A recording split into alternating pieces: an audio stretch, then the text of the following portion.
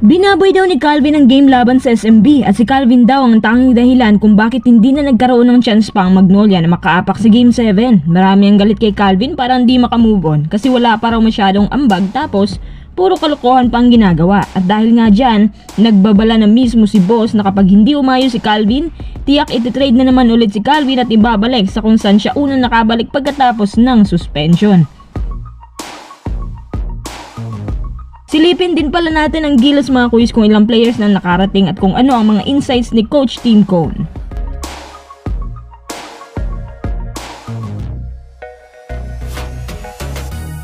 Ibang-iba nga naman gumalaw si Calvin ngayon, parang hindi niya alam kung anong gagawin niya kasi gusto niyang gumante pero nag-hold back naman siya kasi may warning na siya kay Kume. Hindi rin maintindihan ng mga tao kung bakit inaasa ni Coach Chito kay Calvin ng mahabang minuto at pinapasok siya sa crucial minutes gayong maalat naman. Itong si Calvin at si Coach Chito nga ang sinisisi ng Mags fans dahil pinasok ni Coach Chito si Calvin tapos si Calvin sinayang lang yung possession na dapat sana sa kanila lalo na doon sa fourth quarter ng Game 6. Yan tuloy, ginagalit siya ni Jericho Cruz. Buti nga at medyo kumakalma ng konti si Calvin. Siya ngayon nagkaka-average lamang ng 11 to 13 PPG. Kung ang plano ng Mags i-trade si Calvin, well, hindi ako tumututol dyan. Pero isipin sana nila mabuti na iba yung lakas ni Calvin sa depensa.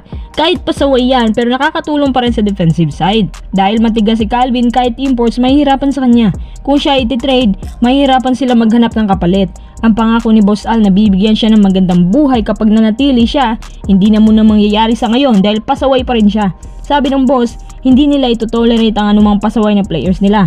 Maraming big man ng PBA, pwede silang manguha sa market pero hindi nila mapapalitan si Calvin maliban na lang kung yung mga kagaya ni Sista ng kapalitan.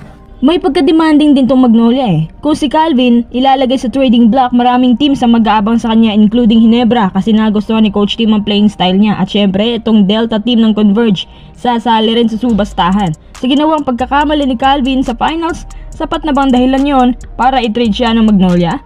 One last chance, sabi nila. At si Calvin at trist na ang career dahil sa SMC, may warning pa siya sa PBA at may warning din sa mismong team niya. Pakiramdam ko rin kasi mataas masyadong expectation ni Coach Chito kay Calvin, hindi naman may pagkakaila na si Calvin kung paano siya maglaro nakakahawa yung lakas at pagka-energetic niya. Para siya na nagbibigay momentum sa team kapag hawak niya ang bola. Sana nga talaga hindi nauulit si Calvin dahil tiyak makakatikim niya ng sample na trade mula mismo kay Boss Al.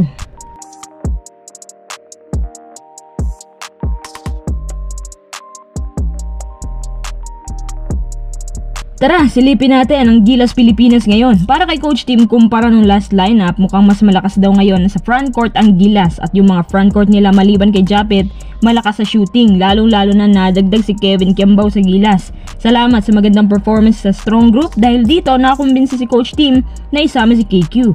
Most importantly, yung presensya ni Justin Brownlee at finally nandito na siya ulit sa Gilas at ang plano ng mga Chinese na huwag siyang palaruin ay hindi nagtagumpay. Hindi rin nagtagumpay yung apila nila sa FIBA na mas palawigin pang suspension ni JB. Anak ng kwan talaga itong mga Chinese na to. Bakit kailangan patagalin? Naalala ko tuloy yung kanilang pagkainggit na wala silang import na kayang gumawa ng clutch baskets. As lagi lang sinasabi sa social media na kaya lang naman daw tayo nanalo dahil meron tayong JB na tagabuhat. Tapos tinukoy din nila yung nationality issue ni CJ Perez, Chris Ross at dapat daw pure Pinoy ang naglalaro. Ang bagay na yan ay dinulog din ng mga Chinese sa FIBA at hindi din sila nagtagumpay. And in fact, naging motivation pa nga natin yung ginawa nila sa atin. Si Kay Soto, parte din po ng Gilas lineup. Si Japet, nasa practice na. Kahit konti pa lang sila pero at least maaga sila nag-assemble. Si Junmar hindi muna makakarating dahil kakagaling lang sa mahabang series sa finals kaya uuwi muna siya sa Cebu para doon magbakasyon. Yung ibang mga overseas players natin inaasahan na makakarating maliban kay Renz Abando. Sayang no, wala si Renz. Mukhang hindi pa talaga kaya ng katawan niya. Sasama pa naman sana siya sa Paris Olympics. Kesyo, ang unang priority dapat ni Renz ay ang team niya, diba? Kasi doon siya ginamot sa labas at ongoing pa rin ang season ng KBL. All in all, mataas pa rin ang expectation ni Coach Tim sa Gilas natin ngayon at inaasahan na may bagong sistema si Coach Tim para sa ating mas pinabigat na kalaban kumpara sa Asian level.